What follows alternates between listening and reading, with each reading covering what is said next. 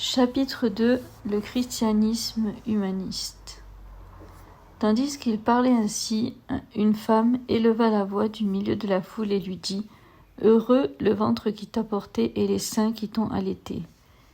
Mais il, Jésus, répondit : Heureux plutôt ceux qui entendent la parole de Dieu et qui l'observent. Luc 11, versets 27-28. Ce passage dégage une tendance que l'on observe de nos jours au sein du christianisme. Tendance réelle mais très inquiétante car elle se situe à milieu de ce qu'est le christianisme pur dont nous parlerons au chapitre 8. Il place devant nous une circonstance qui expose, dévoile une propension cancérigène qui affecte sérieusement, négativement le corps de Christ. On a une femme qui est témoin des choses étonnantes et incroyables que Jésus réalise. Stupéfiée par un tel spectacle, sa pensée anthropocentrée est mise au grand jour. On peut comprendre la sincérité de cette femme anonyme dans cette confession : heureux le ventre qui t'a porté et les seins qui t'ont allaité. Le spectacle qui se livre devant elle ne peut que pousser tout homme porté par de grandes émotions à s'exprimer ainsi. Elle est stupéfaite par les choses extraordinaires qu'elle voit et les paroles vivifiantes qu'elle entend de la part de Jésus. Dans cet étonnement, dans cette surprise agréable de sa part, elle déclare des paroles bienveillantes, mais qui ne retiennent pas agréablement l'attention du Seigneur Jésus. Jésus n'accepte pas ces compliments. Il rejette ces paroles sincères. Devant une telle attitude du Seigneur, il est nécessaire de s'interroger sur la raison de ce rejet. Pourquoi Jésus n'accueille-t-il pas cette exclamation distinguée ? La raison en est simple. Il a compris l'enjeu d'une telle déclaration appréciative. Cette dame est littéralement en train d'attribuer le mérite de tout ce que Jésus fait à l'humain. Elle donnait le mérite de la grâce dont Jésus était chargé et qu'il distribuait à ses parents, donc à l'humain. En d'autres termes, cette femme invitait la foule à reconnaître et à saluer la valeur transcendantale de l'humain. Par cette déclaration, elle signifiait quelque chose de ce genre. Écoutez très bien, mes aimables co-auditeurs. La mère de ce jeune homme est extraordinaire, elle est formidable. Elle mérite notre considération et nos louanges les plus manifestes. Elle est vraiment digne de recevoir nos hommages les plus distingués. Il nous faut la vénérer, la psalmodier, l'exalter et sincèrement l'honorer. Que l'humain est puissant, que l'humain est tout simplement remarquable. Jésus comprend qu'elle essaye de communiquer à la foule, au moyen de ses paroles bienveillantes, quelque chose de sérieux. Il comprit qu'elle mettait l'humain et faisait de ce dernier le centre de tous ses exploits. Donc, indirectement, elle écartait Dieu de tout ce qui se déroulait dans et à travers la vie de Jésus. En termes simples, elle invitait la foule à se focaliser sur l'humain et à oublier l'être, l'entité supérieure appelée Dieu. Elle invitait la foule à donner à César ce qui est à César. Elle ne mentionne ni ne fait allusion à Dieu dans son discours. Et la raison de cela est qu'il n'est pas à l'origine de ce qui se passe dans la vie de Jésus. N'étant pour rien, n'ayant rien contribué dans cette démonstration merveilleuse de puissance qui fait du bien aux humains, Dieu ne mérite aucun honneur, aucune reconnaissance. Dieu n'étant pas l'auteur de cette grâce excellente dont jouit Jésus, et qu'il met à la disposition et au service de ses semblables, il n'est aucun hommage à lui rendre, aucune action de grâce à lui adresser, aucune reconnaissance à lui témoigner.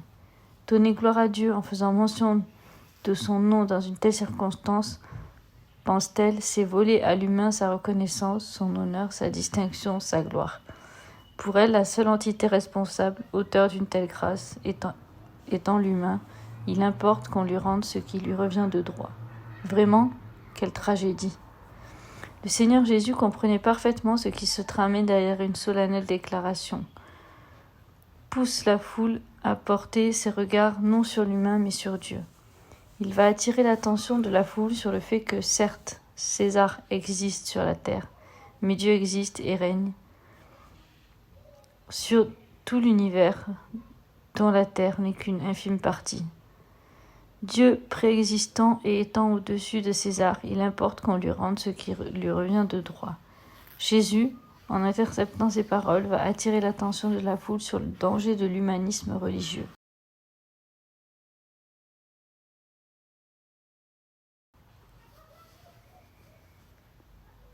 Il fait comprendre à la foule que l'humanisme religieux va produire la vénération de l'humain et l'objectification de Dieu. Situation qui ne favorise aucunement l'humain, bien au contraire. Elle joue immensément en sa défaveur et contribue abondamment et inéluctablement à son malheur. Il leur fait comprendre que ceux qui adhèrent à une telle religion seront visités par le malheur. La pratique de l'humanisme religieux ne produit pas le bonheur, mais le malheur. Or, ceux qui prennent en compte Dieu, ceux qui centralisent la personne de Dieu dans leurs expériences humaines sur terre sont bénis. Ils sont heureux. L'humanisme, cette religion où l'humain est Dieu, ne produit pas la vie. Plutôt, il conduit à la mort, émotionnelle, spirituelle, ministérielle, etc. Il apporte le malheur, la misère et le stress. Or, une vie qui place au centre de son expérience la personne de Dieu est au repos. Elle connaît le bonheur. Par sa riposte, Jésus invite la foule à ne pas souscrire ni à adhérer à une telle religion. Il l'encourage à embrasser le théocentrisme et à écarter de son parcours l'humanisme religieux. Mais qu'est-ce que le christianisme humaniste ? Nous venons de disséquer les paroles prononcées par cette dame pour en dégager le message subtil qu'elle essayait de véhiculer et de faire gober à la foule rassemblée. Cette dame invitait la foule à rendre hommage à Marie, la mère de Jésus. Vous pouvez à raison retracer les jalons de la mariolâtrie ici. Elle invitait la foule à apprécier Jésus, mais à exprimer sa profonde reconnaissance à sa mère Marie. Le christianisme humaniste est cette tendance suivant laquelle les humains apprécient la grâce de Dieu déployée en Christ tout en adressant des hommages à l'humain. L'humain est l'entité qui reçoit les honneurs, la louange et les hommages. C'est la tendance selon laquelle Christ est une passerelle, un moyen pour révéler la valeur cardinale de l'humain. Le christianisme humaniste est cette abominable propension qui constitue à reconnaître l'importance, la puissance et la gloire, le poids de l'humain au détriment de Dieu. Quelle horreur! Nous remarquons de nos jours un tel épanchement dans les milieux évangéliques. Le père spirituel, le mentor, le conseiller spirituel, bref, l'homme de Dieu est constamment cité tel le refrain d'un chant monotone et ennuyeux. Il est réservé à l'homme de Dieu une place de choix. Des honneurs disproportionnés lui sont donnés de manière libérale. Dans cette transaction, le nom du Seigneur ne fait vraiment pas de poids. C'est celui du Père spirituel qui compte vraiment. Inconsciemment, le nom de Jésus et sa personne deviennent peu de choses. Cela me rappelle quelque chose d'aberrant que j'ai entendu de la bouche d'un apôtre au Nigeria, qui disait avoir confessé Christ, être né de nouveau, bien des années en arrière, mais n'avait aucune visibilité, tant localement qu'au-delà de sa région géographique. Il dit que c'est quand il a rencontré tel et tel homme de Dieu que sa visibilité locale, nationale et même internationale devint effective. Vous vous demandez sans doute, mais qu'est-ce qu'il y a de mal à cela ? Il est tout simplement en train d'apprécier la valeur remarquable des relations et connexions qu'il a pu établir. À cette question, je réponds en disant qu'il n'y aurait aucun mal à cela s'il n'avait pas mentionné le fait qu'il s'était converti depuis sans aucune reconnaissance locale. Personne ne peut invalider la place de l'humain à travers les différentes relations, associations et connexions dans l'accomplissement de la destinée. Mais ce que nous avons en face de nous est quelque chose de différent. Il ne s'agit pas de cela. Nous sommes les produits des relations. Mais ce dont il est question ici est inquiétant. Jésus, dans le passage que nous avons mentionné au début de ce chapitre, n'invalidait pas la place et le rôle de Marie dans son incarnation, néanmoins il récusa les paroles de cette dame. Ayant compris l'enjeu d'une telle exclamation inoffensive et même candide d'apparence, Jésus revoit les paroles de cette dame et remet les choses dans leur contexte. L'affirmation de cet apôtre est identique en nature, en objet et en finalité que la déclaration exclamative de la dame dans le récit biblique évoqué. Dire qu'on a cru depuis des années, mais sans aucune visibilité, et que c'est lorsque l'on se connecte à tel et tel homme de Dieu qu'on est désormais reconnu, remarqué, salué, est une parole légère mais lourde d'implications. Sans peut-être le savoir, il s'agit d'une situation qui pointe à l'humanisme chrétien. Même s'il exprimait sa reconnaissance pour l'apport de ces hommes de Dieu dans son parcours ministériel, ce qui est louable, encourageant et même recommandé, établir des liens entre ces éléments des natures mieux délocalise l'attention. L'impression que l'on a à l'écoute de ces propos est que la présence de Jésus qu'il a reçue n'a été d'aucun apport. C'est celle des hommes de Dieu au contact desquels il a été qui est d'une véritable efficacité. Même si on voudrait penser du contraire, c'est l'implication qu'il place devant nous. Le christianisme humaniste est justement ce que cet apôtre a exprimé, qu'il l'ait fait consciemment ou inconsciemment. En omettant la réalité du timing de Dieu, en attribuant sa visibilité qu'à ses relations et connexions avec ces hommes de Dieu, il dévaluait la personne de Jésus et valorisait outre mesure la personne du coach, du mentor, du père et du conseiller spirituel. Il attribuait sa renommée à ses associations et connexions. Ce faisant, il plaçait l'humain au centre de sa célébrité dans le ministère. L'humanisme chrétien est le fait de centraliser l'homme de Dieu dans l'expérience spirituelle tout en minimisant la personne du Seigneur. On sous-estime la place de l'Esprit de Dieu en nous et surestime celle de l'homme à l'extérieur. On mentionne les pères spirituels et omet le Seigneur, son esprit. On donne de l'importance aux relations avec les hommes de Dieu et on donne moins de valeur à la personne du Seigneur. On parle plus de connexion que de la relation avec le Saint-Esprit. On insiste plus sur la valeur des associations avec les grands hommes de Dieu et on évoque moins la communion avec l'Esprit de Dieu. Lorsque cette femme s'exclama, Jésus ne la félicita pas. Pourtant, elle n'avait rien dit de mal. Elle ne faisait qu'apprécier la mère génitrice de Jésus. Mais pour n'avoir mentionné que l'humain dans son discours, il trouva à redire et corrigea les choses. Le Seigneur Jésus connaît la place de l'humain, mais il déconseille la pratique du christianisme humaniste, car il n'est pas in fine, au bout du compte, avantageux pour l'humain. Mettre fin au christianisme humaniste. Là se trouvait un homme malade depuis 38 ans. Jésus le vit couché, et sachant qu'il était là depuis très longtemps, il lui dit « Veux-tu retrouver la santé ?» Le malade lui répondit « Seigneur, je n'ai personne pour me mettre dans le bassin quand l'eau est agitée. Pendant que moi je viens, un autre descend avant moi. » Jésus lui dit « Lève-toi, prends ton grabat, le lit, et marche. » Aussitôt l'homme retrouva la santé, il prit son grabat et se mit à marcher. Or, c'était le jour du sabbat. Jean 5, versets 5 à 9. Nous avons trop insisté sur le côté plaintif de cet homme malade, qui fut guéri plus tard à la seule rencontre avec le Fils unique de Dieu. Mais nous n'avons pas donné au Saint-Esprit la possibilité de nous enseigner des choses intéressantes et profondes contenues dans cette histoire. Quand nous considérons la réaction de Jésus à la suite des mots explicatifs de ce monsieur, on comprend mieux ce qui se passe. Si ce monsieur avait directement répondu à la question de Jésus, on aurait sans doute apprécié sa proactivité, le fait qu'il sache saisir les opportunités qui s'offrent à lui. Cependant, on aurait perdu un précieux enseignement. La réponse de ce monsieur à la question de Jésus, a-t-il blessé Jésus ?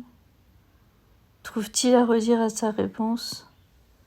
Le Seigneur reformule-t-il sa question pour voir si cet homme a la foi ? La réponse à ces questions est non. Jésus lui dit tout simplement de se lever, de prendre son lit et de marcher. Autrement dit, Jésus n'a pas condamné la réponse de ce monsieur. Il n'a ni été offensé, ni été blessé par la réaction du monsieur. On dirait qu'il a plutôt aimé cette réponse. On dirait qu'il attendait une telle réponse de la part de cet homme. Et pour quelle raison attendait-il que cet homme s'exprimât ainsi ? Tout d'abord, cette réponse n'a pas choqué Jésus parce qu'il la connaît très bien. Dans une parabole relatée par Jésus lui-même, il mentionne la même réponse que vient de lui donner cet homme. Il s'agit des ouvriers de la dernière heure que le maître vient trouver sur la place publique ne faisant rien. Lorsqu'il les interrogea, ceux-ci lui dirent « C'est que personne ne nous a alloués » voir Matthieu 20, verset 27. Tout comme le maître dans la parabole ne trouva rien à redire au sujet de la réponse donnée par les serviteurs de la dernière heure, Jésus ne formule aucun reproche à l'endroit de cet homme. Je pense fermement que le Saint-Esprit a permis que ce détail soit donné pour des raisons bien particulières. Une chose intéressante déjà à remarquer en faveur de ce monsieur est sa persévérance. Certes, il nous est donné au verset 14 la cause de son état de souffrance, mais il est important de prendre en compte sa grande résilience. Beaucoup de temps avait passé, 38 ans, ce n'est pas 38 jours. C'est une majeure partie de la vie de l'homme sur terre qui s'était passée dans l'inactivité, la passivité et l'inanité. Malgré le temps qui avait passé, cet homme ne jeta pas l'éponge. Il n'abandonna point la partie de la course de la vie sur terre. Il ne mit pas un terme à sa vie parce qu'il n'avait personne. Il continua de croire que le jour de son miracle arrivera et il sera enfin guéri. Le manque de connexion, d'association, devrait-il légitimer le suicide ministériel, émotionnel, relationnel ? Quand nous considérons le silence de Jésus à la suite de la réponse plaintive et accusatrice d'apparence, il semblerait qu'il félicita l'endurance de ce monsieur. Contrairement à lui, notre génération est si tellement portée par des résultats instantanés qu'elle arrête tout lorsque les résultats escomptés ne sont pas au rendez-vous au temps voulu. Elle devient esclave des associations, des connexions humaines, qu'elle ne permet pas au Saint-Esprit de faire son œuvre. David fut oint à 17 ans, mais il a dû attendre 13 ans avant d'assurer l'impérium sur Israël. Ainsi, l'attitude sereine du Seigneur Jésus n'expliquerait-elle pas la prise en compte de la résilience, de la patience et de la persévérance de ce monsieur ? Dans la réponse qu'il donne, il apparaît clairement que ce monsieur connaît la réalité délicate des opportunités. Cependant, il ne répondit pas directement par l'affirmative à la question du Seigneur, qui lui demandait s'il voulait être guéri. Le piège du christianisme humaniste est qu'il produit la servitude de l'homme par son semblable. L'abus est presque toujours au rendez-vous. Un autre fait néfaste de cette tendance est qu'elle constitue un obstacle au mouvement du Seigneur. Dieu est l'auteur de la vie humaine. Certes, l'humain est doté du libre arbitre, que ni Dieu ni le diable ne violeront jamais, mais les arrêts de Dieu subsisteront et ses plans s'accompliront. Voir Ésaïe 46, verset 10. Cet homme savait parfaitement que les aubaines ont une durée de vie. C'est depuis 38 ans qu'il cherche à saisir une seule opportunité, l'eau agitée par l'ange dont la touche produit la guérison, pour sortir de sa pauvre condition de santé. Donc, la réponse de ce monsieur ne cachait aucunement une ignorance de la délicatesse des opportunités dans la vie. Le monsieur a reconnu la personne qui s'était rapprochée de lui et il lui parla ouvertement. En d'autres termes, il disait au Seigneur qu'il n'avait personne excepté lui. L'apôtre Paul dit que tous l'ont abandonné. Il ne s'agissait pas d'une déclaration de plainte et d'accusation des frères. Il présentait tout simplement la situation qui était la sienne à ce moment-là. Voir 2 Timothée 4, verset 16. Jésus le vit couché, et sachant qu'il était là depuis longtemps. Verset 6. Jésus connaissait exactement la personne en face de laquelle il se trouvait. Remarquons que personne n'a rien dit à Jésus. « Maître, tu vois ce monsieur qui est couché là-bas, cela fait 38 ans qu'il vient à cet endroit sans trouver la solution à son problème. » Non. Aucun disciple ni riverain de cette ville ne présentèrent son cas à Jésus. Lazare avait Marie et Marthe, La belle-mère de Pierre avait son beau-fils et d'autres personnes. Jacques et André avaient leur mère pour réclamer en leur faveur des places honorifiques au ciel, etc. Mais cet homme n'avait personne, et ce n'est pas un problème grave parce qu'il avait son Créateur et son Sauveur. Jésus, dans son omniscience, connaissait parfaitement tout ce qui concernait ce monsieur. Il savait que cela faisait très longtemps qu'il souffre de la maladie dont il était atteint. Dieu sait parfaitement ce que nous traversons dans le ministère, le foyer, le couple, les relations, la profession, la famille, la société. Il sait aussi depuis combien de temps on souffre terriblement de ce manque de travail, de visibilité ministérielle, de notoriété évangélique, de besoins financiers, de célibat, d'improductivité, de rejet, d'inconsidération, d'inattention, de mésestime, de surplace, d'atermoiement, etc. Jésus savait que ce monsieur souffrait depuis longtemps. Mais pourquoi ne s'est-il pas présenté à lui plus tôt afin de lui épargner 3 ou 5 ans de souffrance supplémentaire, par exemple? Nous avons dans cette circonstance une expression claire de la souveraineté de Dieu. Les relations, les connexions sont bonnes, fabuleuses et nécessaires. Elles sont très importantes et doivent être établies, nouées, nourries, protégées, prémunies et préservées. Elles sont nécessaires car elles nous donnent accès à certaines grâces auxquelles personnellement nous ne serions jamais à mesure de connaître par exemple. Il est par ailleurs, sans moindre contexte, que Dieu déteste les plaintes, les murmures et les accusations, car ils ont une valeur nulle dans sa juridiction.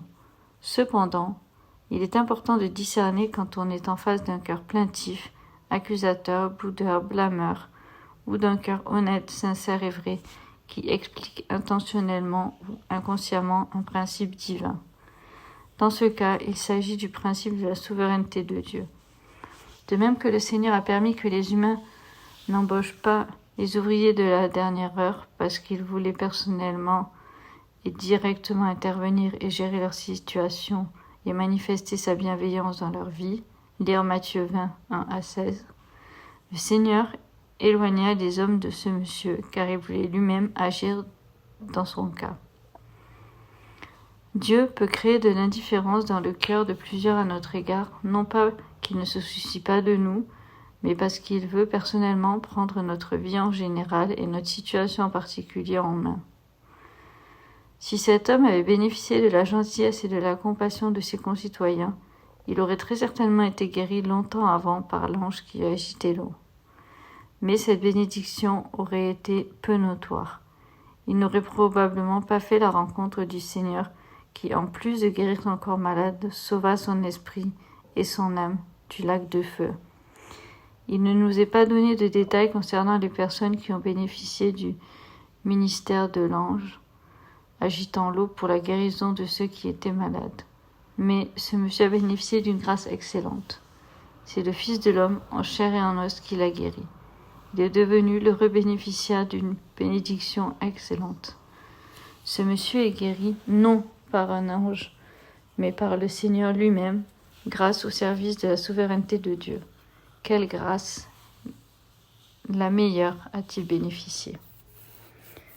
Plus de 17 siècles auparavant, Moïse avait refusé l'assistance de l'ange. Il demanda la présence de la personne du Seigneur pour les conduire et pour marcher avec eux en direction de la terre promise. Lire Exode 33. La persévérance de ce monsieur, soutenue par l'expression singulière de la volonté de Dieu, lui permit de bénéficier d'une grâce divine excellente. La guérison opérée par le prince de paix lui-même, la souveraineté de Dieu produit la bénédiction éternelle. Pour avoir un Isaac, il faut accepter l'expression de la souveraineté de Dieu et attendre au moins 25 ans.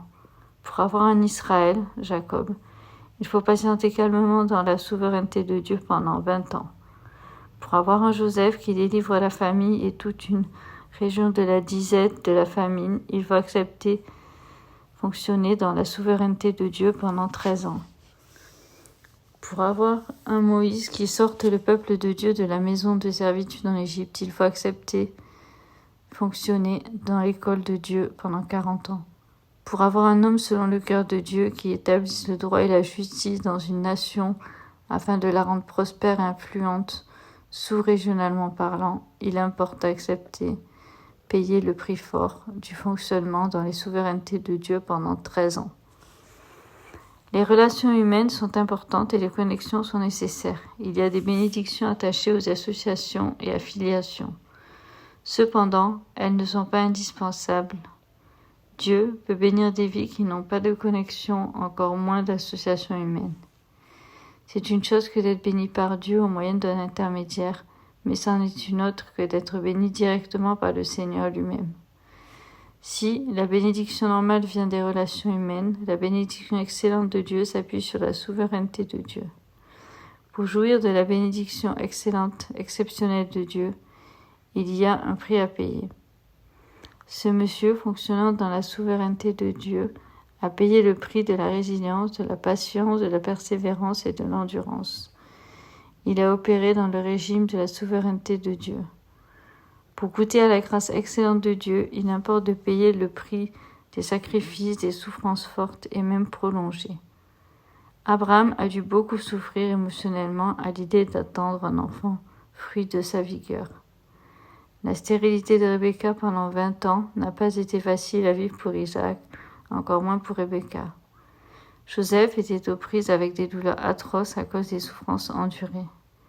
Ces exemples montrent que le chemin de la bénédiction excellente de Dieu est long, voire très long. Celui de la bénédiction ordinaire est simple, très accessible et très peu coûteux. Pour avoir Ismaël, on n'a pas besoin d'attendre longtemps. Pour avoir Saül en tant que roi, il suffit d'une visite de courtoisie chez le prophète et le reste devient de l'histoire connue. La bénédiction normale arrive après un temps relativement court, tandis que la bénédiction exceptionnelle prend un temps difficile et long.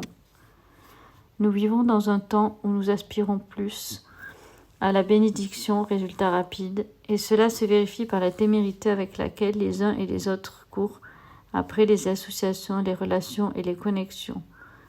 On poursuit la bénédiction normale parce qu'on veut vite être vu, salué, reconnu. On est devenu tellement conscient de la valeur de notre personne qu'on opte pour la bénédiction ordinaire. Il n'y a rien d'anormal à bâtir et à avoir des relations, mais il est important de comprendre le cheminement de Dieu nous concernant. Comment mettre fin à ce christianisme humaniste ?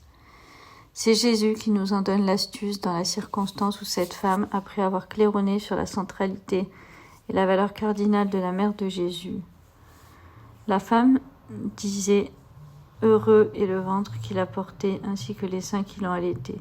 À cela, Jésus répondit immédiatement en disant « Heureux plutôt celui qui écoute et obéit à la parole de Dieu ». Remarquez que les deux utilisent le mot « heureux ». Cette femme plaçait le bonheur de l'humain au cœur de la valeur humaine. Et Jésus place le bonheur de l'humain dans son écoute et son obéissance à Dieu. Comme nous l'avons fait remarquer, de cette instance se dégagent deux voies proposées à l'humain pour vivre le bonheur. La première est la voie de l'humanisme religieux ou du christianisme humaniste, proposée par cette femme anonyme.